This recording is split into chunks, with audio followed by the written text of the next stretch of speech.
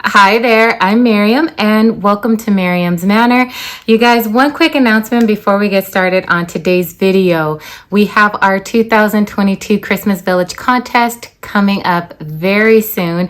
The entries will be accepted November 15th through December 1st only. If you have not seen the information for the contest, I will put the contest announcement video in the description box of this video so that you can check it out. So if you are interested in entering, you may do so. We have 3 awesome sponsors, Limax, ehobbytools.com, and Hotwire Foam Factory. All are providing prizes for the first place winners in each of our categories. So today's video is the second build that I am doing for my 2022 Christmas Village, and it is my neighborhood. You guys, I am going to do this in a 2-part series, so today will just be part 1, but it is going over my design plans, my infrastructure, the setup for the build, the sculpting and the painting, and then part 2 will show me buttoning up the project in its entirety. So here is part 1. Check it out and let me know what you think. All right, you guys, so we are beginning to start the second build for the 2022 Christmas Village season. I could not be more excited to have finished my park scene, you guys. I did a 4-part series. If you guys have not seen the build on this, go check that out. And now I am getting ready to start my neighborhood. Now, if you remember, I showed you guys this drawing from the first park scene I did.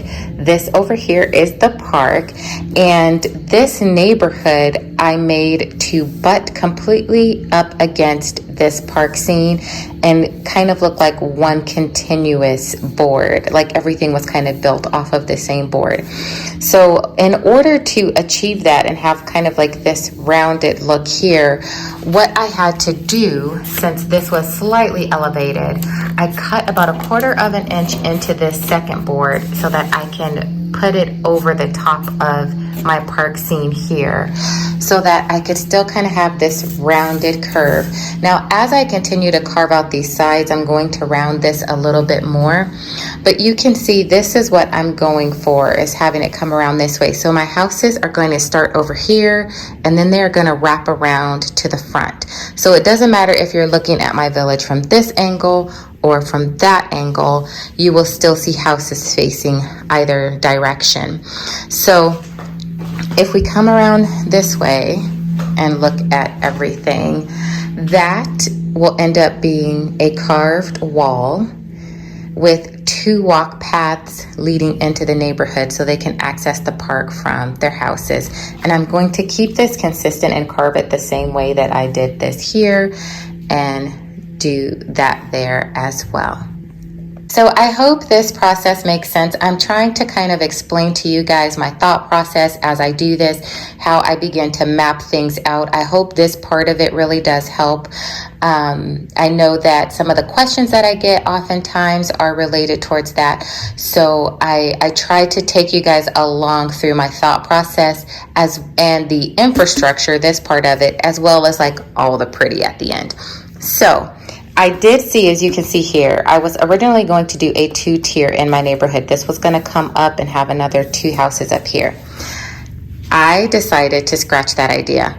Once I get these all glued together, I am going to cut this out because I changed my mind just a bit, and I'm going to squeeze and butt up my bed and breakfast into this and elevate that. So this portion here will go away and my neighborhood will just be this piece here, like you see coming around this way like this.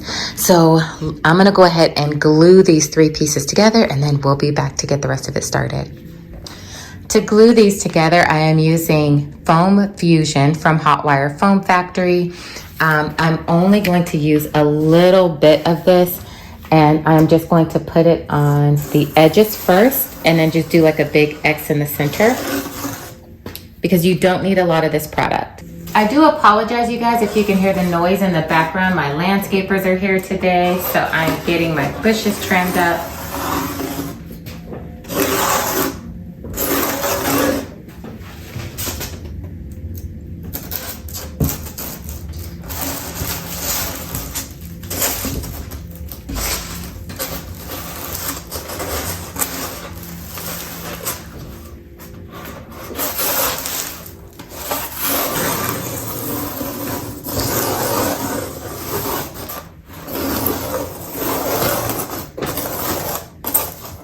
right, so while this sets and dries, I have placed heavy objects all along the perimeter to make sure that it adheres closely together and nice and tight seals on the borders. I'm going to let this sit for 12 hours before I begin to carve into it. It doesn't take that long to set. You can truly start working with it after about an hour. I just like to wait and let everything kind of seal up before I start carving into this. But you certainly don't have to wait that long, especially if you're pressed for time. I've got other things to do today, so for me, this is no big deal. All right, so everything dried, so I cut this back corner out right here. And now I'm going to go out back really quick and cut this little corner out, which is going to be my entrance into the community. I am also going to create a neighborhood entrance into the park and connect it to this park here. All right, you guys, so I am outside getting ready to get this board cut up. Can you see my garden bed out there? You know what? Let me just show you guys really quick because I have not been out here to give you guys an update on how this garden bed has been doing. Look at these cannas. Do you guys remember they were babies, like barely this tall, and they have absolutely exploded. Look at the blooms on these. It's probably like 45 degrees right now this morning. It's freezing out here for me, actually. It's like 6 in the morning. These I do need to deadhead. I do need to do some deadheading. I added a yellow one after the fact, but they have absolutely taken off. Okay, so point of reference, if you remember, they were way shorter than this wall, and now look how tall they're actually coming up over the wall. It's amazing. They have been loving their life right here. And I added some more flowers and then a little border. So everything has been doing really good and is really happy. So of course, Mama is really pleased. You guys, I was doing all of this and just realized my camera was off. I don't even know if I got this portion over here that I cut. So sorry about that. I will explain what I am doing though. So now I am going to take my freehand router again, and I am just going to take off this hard edge here because I want this to kind of be a softer curve. So on this top layer, I'm just gonna come in and round it out so that when I get ready to carve this, it won't be such a hard break right here.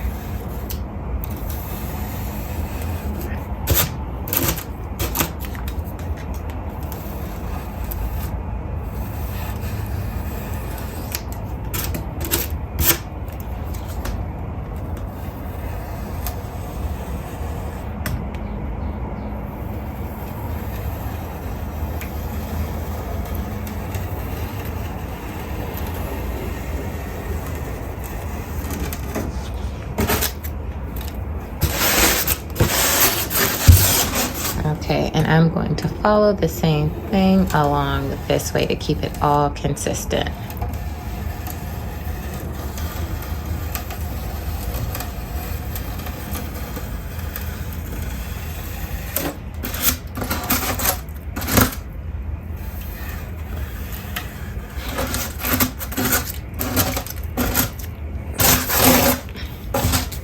Okay, so now I am taking my sculpting tool, also from Hotwire Foam Factory, and I am going to cut along just these top two portions along this side.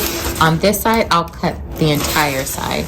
So I'm just going to put my knife in there, make some S-like patterns in there as I am cutting. All right, so one of the biggest pieces of advice that I can give you guys is when you are working with layers and you've got like an overhang where they maybe don't meet as perfectly as they do here, even if they do here, always cut in the middle of the two layers like that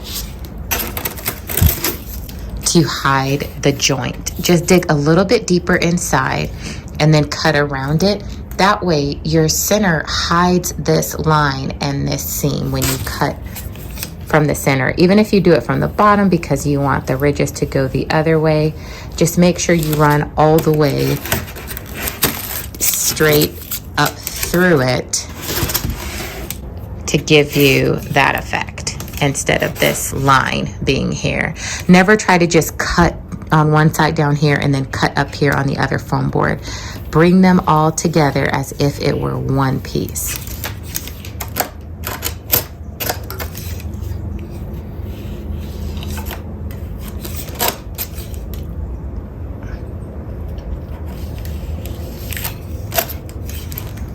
Okay, so I have cut everything around. Oh my gosh, no, I didn't. I just noticed I did not cut this. I will go back outside and get that side cut in here. But I wanted to give you guys a vision of kind of like where I was headed next. So this is why I wasn't concerned that I actually messed up and cut off some of the road there, because this road is going to be covering that. And then I am going to have my sidewalks, and this here will just be like a green kind of grassy area, I think. I haven't decided if I want to like have the road on the edge and then have it just come around like this, just to save on space so that I can actually do more yard work. Because yeah, with the sidewalk right there, their yards will be a little bit smaller, and that's okay. They don't need to be extra large, but I do want to have a lot of families out playing and taking and doing just all of the outdoor activities, riding bikes and things like that. So I might do this and then just bring the road up and around and then back over like this to finish it out. But you can get an idea of how this is going to be, especially from this side. I've carved everything out there, and I only had to carve that top piece out on this side. So I am going to get ready and start painting this. Okay, so I wanted to give you guys a quick look at the back, and this is for planning and like infrastructure purposes. So I am cutting out a groove between each one of these lights where they're going to be ran. I'm going to create a tunnel within the styrofoam in the back so I can drop my cords and pin it in there so that this will still be flush, so that when I get ready to butt this piece up that I'm going to be working on right here, I won't have any gaps. The styrofoam will fit flush up against each other. Secondly, I've made holes where I need to carve out my holes on my board here. That is so that the cords will be able to be dropped in each of those locations.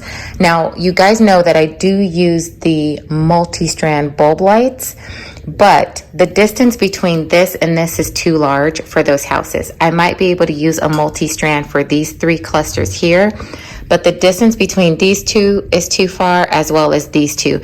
So at a minimum, I'll need 3 different light cords, but I'm gonna go ahead and cut all the holes in advance. That way I'm already prepared just in case I need to run them individually.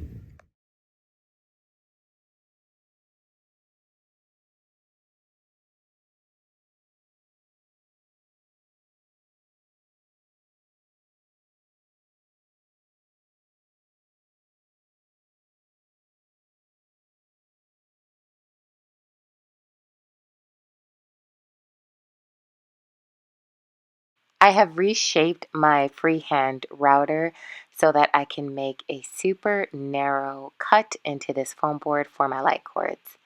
And as you can see, this is plenty thick to run a cord in here. My finger can actually fit in here, so it'll be plenty enough space to pin the cords in for the lights.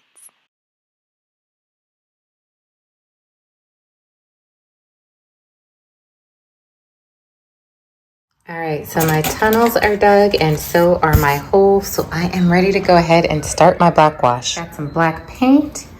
I am going to go ahead and pour in my cup. I'm just going to add a little bit of water and mix it up all well. Now, this is about a 70-30% ratio, about 70% paint, 30% water, and you want it to be a little runny like that. So now I'm gonna go ahead and just paint all of these sides up.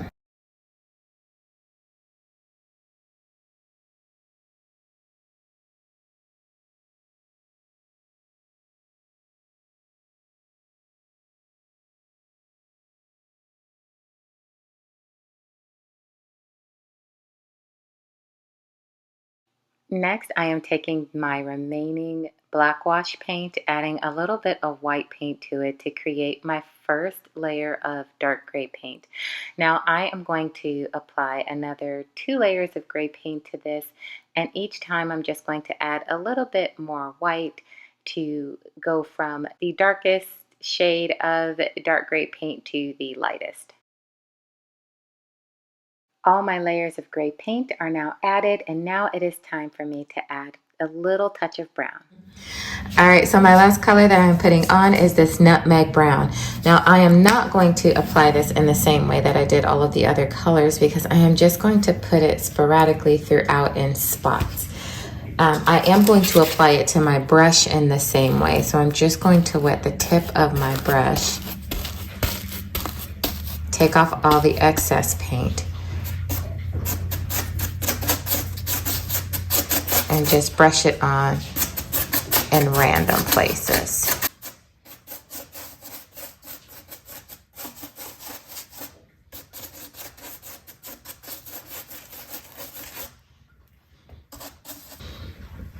And when I'm getting more paint, I'm going to go to the spot where I took off some of the excess so that I don't get too much paint on my brush while I'm doing this.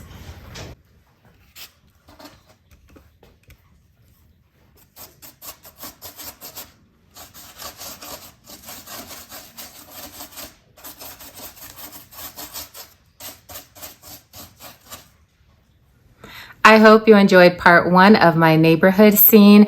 If you guys haven't done so already, please don't forget to give me a big thumbs up for this video. I'd greatly appreciate it. Please subscribe to the channel if you haven't done so already. You can also become a member of my channel by clicking on the link in the description box of this video. It'll take you to that join tab where you can enter at the level you feel comfortable with. And I really do appreciate all your support for those of you who have already decided to become members. Thank you very much. So part 2, I am so excited about because it is going to be all the fluff and all the pretty and all of those little special details that make a scene so beautiful.